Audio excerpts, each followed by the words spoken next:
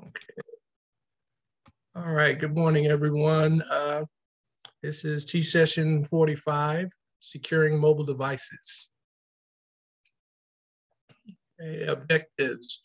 I'm going to explain the importance of securing mobile devices, describe several best practices to securing mobile devices, describe the policies and procedures relating to securing mobile devices, and identify common pitfalls to securing mobile devices.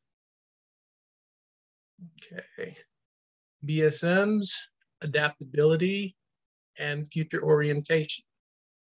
Adaptability, we want to be able to roll with the punches, making sure that as things change, we can adjust our actions accordingly so that we can keep ahead and make sure that we can still solve problems. And future orientation, we want to be prepared for things to come. Be thinking about the future and not just be stuck in the present. Think about what's going to happen next and how we'll be able to meet those challenges. All right, importance of securing mobile devices. Today, smartphones and tablets keep much of our personal and professional information that might be stored on a mobile device that would be at risk if the device is lost, stolen, or damaged.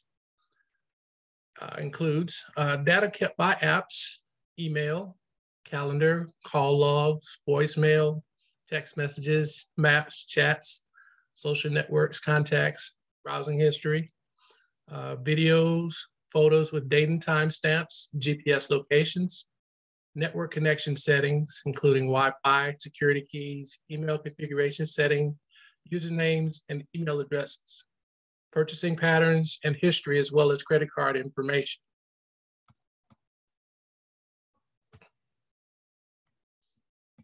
Methods for securing mobile devices. Okay, you may want to screenshot this as we go in depth, learning about each one. Okay. All right, Vincent, could you read this slide for me, please? Screen locks. One of the most basic security measures is to implement a screen lock on a device. This can prevent someone from using the mobile device if it is stolen. There are several ways screen locks can be implemented. Fingerprint lock. A fingerprint lock uses the fingerprint as credentials to authenticate an user, and when successful authentication completes, unlocks the screen. Because it relies on biometrics, it is for the most part more secure than using a passcode or a swipe. Face lock uses a facial scan of the user to authenticate the user to unlock the screen. It is also more secure than a passcode or swipe process. All right, thank you, Vincent. All right, Stephen, could you read this slide for me, please? Yeah. Swipe lock. It uses a gesture or series of gestures, sometimes involving the movement of an icon to open the screen. In some cases, they require only knowledge of the mobile platform in use. They offer no security to the process because no authentication of the user is occurring. In other instances, like Android, they require a pattern between 9 dots to be swiped to unlock the device. Swipe lock is the least secure of any locking methods because your finger leaves a grease trail, which allows someone to figure out the swipe pattern. All right, thank you very much. All right, let's see here. Hunter, can you read this slide for me, please? On an iOS-based device, navigate to Settings, Passcode Lock to set the password, and Settings General Auto Lock to set the amount of time before the iPhone locks. Setting the password on an Android phone is done by navigating to Settings, Location, and Security Change Screen Lock. The length of time the device remains idle until the screen locks can be set, as well as a method to set the password between none, pattern, pin, or password. Select password and then enter the desired password. All right, thank you very much. All right. Let's see. Glenn, can you read this slide for me, please?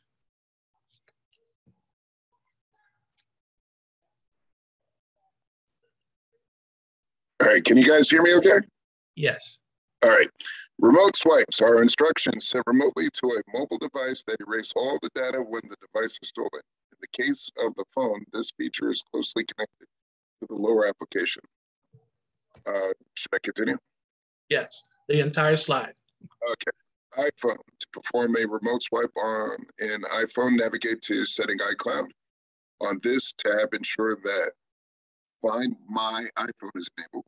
Next, use the browser to go to iCloud.com and log in using the Apple ID used on the phone. On the Android phone do not come with an official remote wipe. However, it is possible to install an Android app. Lost Android that will do this. Once the app is installed, it works on the same way the iPhone remote wipe does not, but logging onto the Lost Android website using a Google login. All right, thank you very much. Miyaza, would you please read this slide for me, please?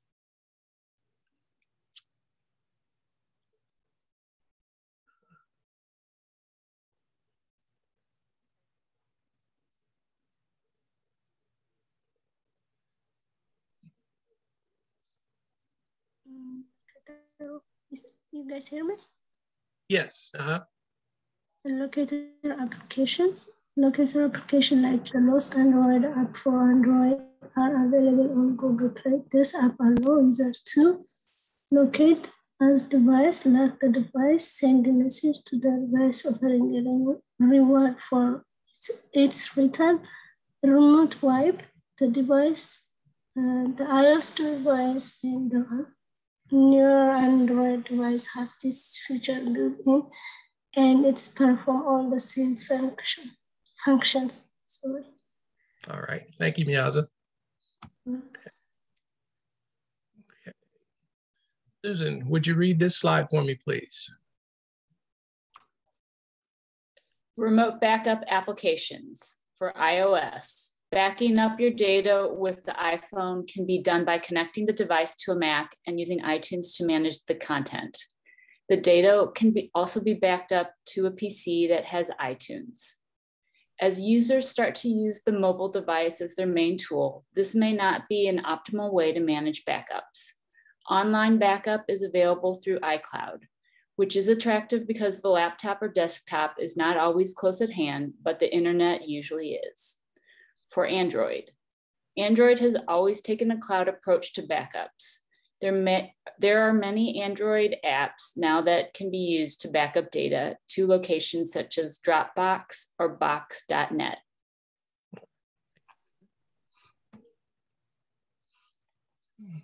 DW, could you read this slide for me, please?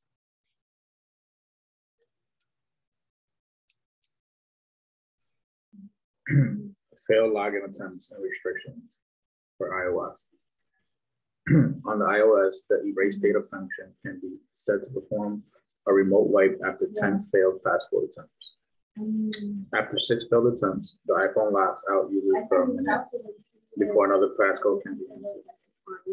The device increases the lockout time following each additional failed attempt. On Android, the Android does not have this feature built in, but it does provide the APIs that allow enterprise developers to create applications with applicators. All right, thank you. All right, Zilalam, could you read this slide for me, please?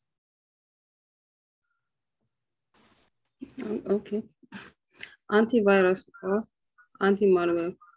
Mobile device can suffer from virus and malware just like laptop and desktop.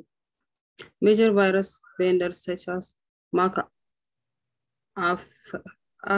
and Kaspersky make antivirus and anti-malware products for mobile device that provides the same real-time protection that the product do for desktops. The same guidelines apply for this mobile device, keep them up to date. By setting the device to check for updates whenever connected to the internet. Thank you. If anybody was wondering whether or not you could use antivirus and malware on your mobile device, this is your answer. Yes. And depending on what site you're using and where you're using your phone, it could be something you want to look into. All right. Okay. Jerusalem, could you read this slide for me, please? Yeah, let me park again. I'm driving, so let me park. Oh, no, never mind. I didn't know. You're all right. Safal, sure? I can read it. I parked, so I can read it. Okay. All right. It's a good place. Okay, security patches and operating system updates are available on an ongoing basis for both the iOS and the Android. iOS, for the iPhone, both operating system updates and security patches are available at the Apple support site. Automatic updates can be enabled for the device in iTunes. Use the Check for Updates button located in the middle of iTunes. Android. An Android update feature is built into an Android, and you can also manually check for patches and updates by navigating to settings about phone system updates. Selecting these options will cause the phone to check for download and install patches or updates. All right, thank you very much. All right, very important to keep your phones updated, guys. Things happen. There are patches that come out to stop some of those bad things that hackers or maybe some programming with the phone makes it glitchy. If you keep your updates up to date, that keeps you from encountering those things. All right.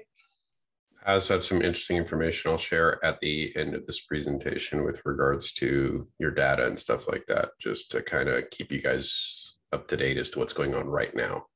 All right. Okay. Lorraine, can you read this slide for me, please? Biometric authentication. Most mobile devices now offer the option to incorporate biometrics excuse me, as an authentication mechanism. The two most common implementations of this use fingerprint scans or facial scans or facial recognition technology. Iris scanners and voice recognition are other options for some devices. While there can be issues with both false negatives, the denial of a legitimate user, and false positives, the admission of an illegitimate user, they offer much better security than other authentication mechanisms. Touch ID on an iPhone is one example of biometric authentication. All right, thank you. All right, Joseph, can you read this slide for me, please?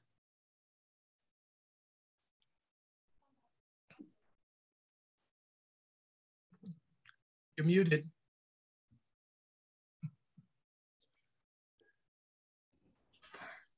Full device encryption.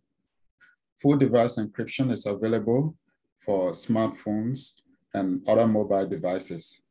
Most companies choose to implement this through the use of an enterprise mobility management system, since it can also manage the installation of updates, the tracking of devices, and the development of remote swaps and GPS location services when needed.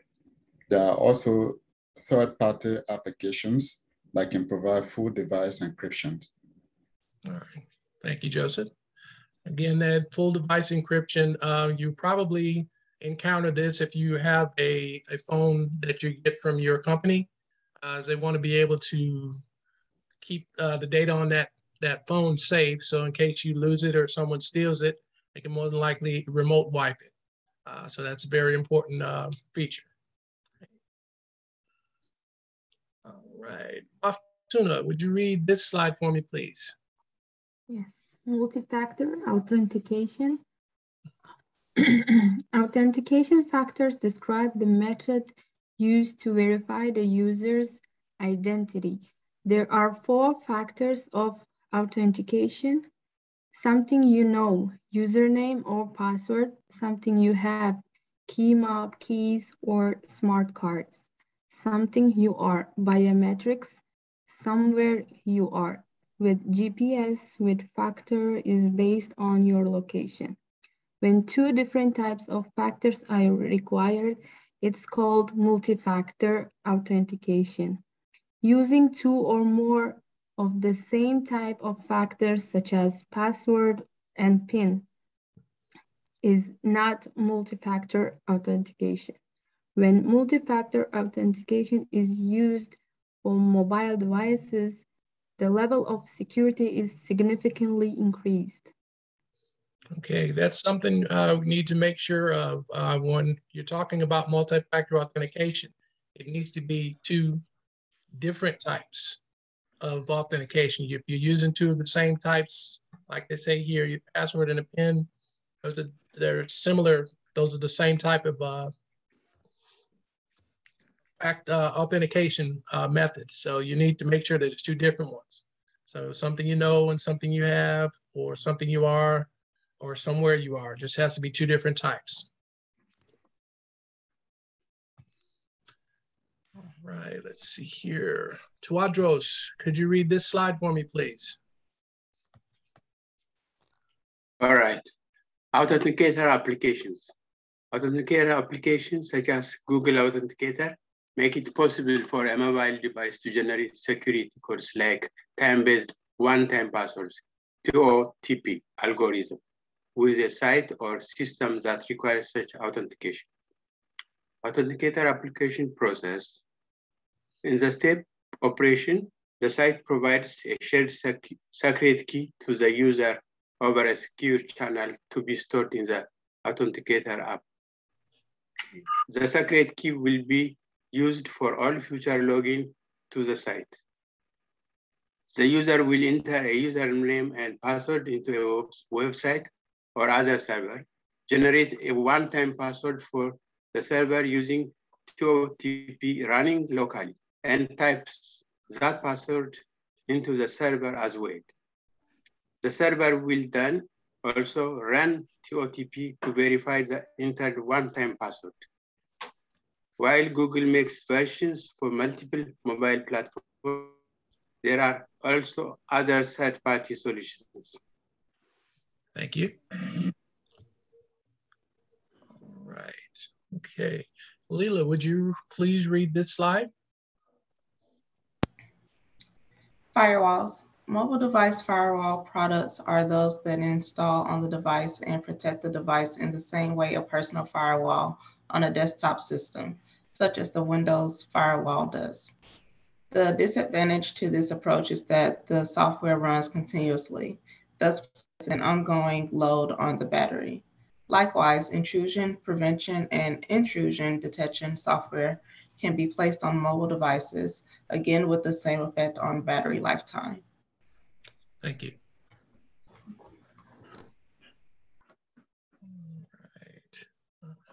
Rachel, could you read this slide for me, please? Sure. Trusted sources versus untrusted sources. Applications and utilities for mobile devices can come from both trusted and untrusted sources. An example of trusted source is the official Google Play site of the Apple Store. Any piece of software, be it an application, tool, or utility, can come with malware attached. Users should be trained to regard any software downloads with suspicion. Apple devices warn users with pop-up messages when they download from an unknown source. Android devices have a setting to enable or disable application installation from unknown sources. It may be advisable to use an enterprise mobility management system to prevent users from downloading any software to a company-owned mobile device. Thank you. All right. Esther, could you read this slide for me, please?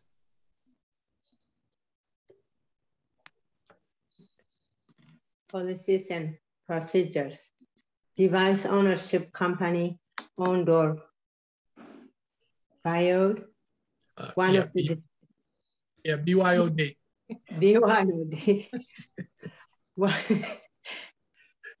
One of the decisions that must be made on every company is whether to allow only company-owned mobile devices on the network or to allow personal devices as well. Many organizations have launched doing your own devices initiatives. While this certainly makes the user happy, it brings with it new challenges in securing a wide range of user devices running all sort of platforms. One of the ways enterprise have successfully implemented BYOD without sacrificing the security or the network is by turning to enterprise mobility management system. In a corporate environment, onboarding and offboarding company policies for BYOD might include remote backup apps, remote wipes, encryption, firewall, VPN connections, anti-malware, and apps that prevent jailbreaking and rooting. All right. Thank you. All right. Dermis, can you read this slide for me, please?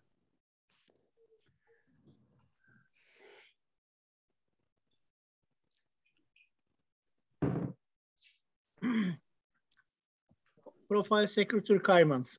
The baseline or minimum security settings required on all mobile devices must be determined and standardized.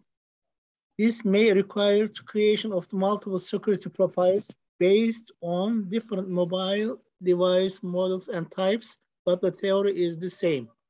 By defining a collection of security settings, implementing them on all devices, and constantly monitoring all the settings for changes, you can ensure that these settings are maintained. Thank you. Raekwon, can you read this slide for me, please?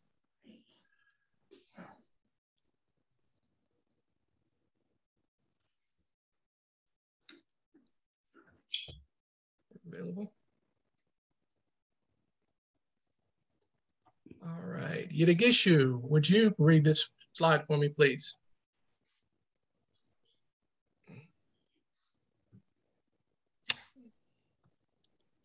Jailbreaking. Jailbreaking is the process of modifying an iPhone so that you have unrestricted access to the entire file system. This access allows you to install apps not downloaded from the App Store and to make custom modifications to the phone's interface. For Android, it is called routing. Note that jailbreaking voids any manufacturer warranty on the device, violates the end user's license agreement, EULA with Apple, made violent by BYOD, bring your own device for policies in an enterprise environment. All right, thank you. All right, be very careful of jailbreaking, folks. You can have fun, but sometimes you may end up downloading some software that you can't get rid of. It could possibly be some sort of malware. You just never know. And don't discount the warranty voiding. Right. Exactly. Apple doesn't play. All right. Let's see here. Safao, can you read this slide for me, please? Sure. common pitfalls when securing mobile device. Unauthorized location tracking. Location tracking allows the device to determine your location for the purpose of trolling search results. Location tracking can be disabled on a mobile device. In most cases, disabled location tracking is the default, and user will be asked by certain application if they want to enable it. When a user has either never enabled this feature or has disabled the feature, and it suddenly begins to track the location of the device, it is an indication that the device has been compromised. All right, thank you. Excuse me. All right. All right, let's see here. Julian, can you read this slide for me, please?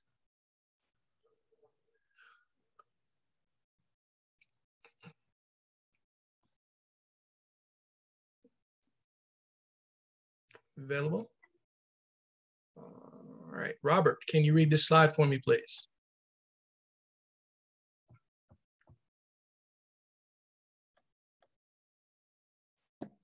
Unauthorized root access.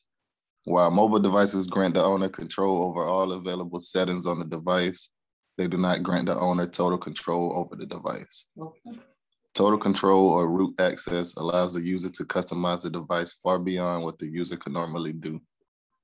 Advanced users may root their device so they can attain this access level. If changes begin to appear on the device that could be made by a user with only root permissions, it is a sign that the device has been compromised. All right, thank you. All right, and that is the end of this session. Objectives revisited. Now we should be able to explain the importance of securing mobile devices, describe several best practices to securing mobile devices, describe the policies and procedures related to securing mobile devices, and identify common pitfalls to securing mobile devices. All right. Kelly, did you have something you wanted to add?